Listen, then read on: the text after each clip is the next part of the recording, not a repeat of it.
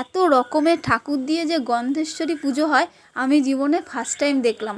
ভাবলাম তোমাদের সাথেও শেয়ার করে নিই, সবটাই যখন তোমাদেরকে বলি তো এটা বলবো না কেন।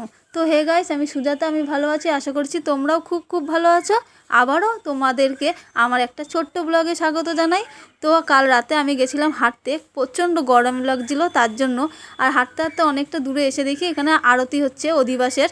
তো ভাবলাম তোমাদের সাথেও শেয়ার করব, এত রকমের ঠাকুর দিয়ে যখন পুজো হচ্ছে তোমরা কি কখনো দেখেছো? দেখলে অবশ্যই কমেন্টে জানাবে। আর এখন হবে অধিবাস, সেটাও তোমাদের সাথে শেয়ার করব। ভালো লেগে থাকলে একটা লাইক কমেন্ট করে দিও। তো দেখো আর আমাকে কমেন্টে বলবে কে কে দেখেছো।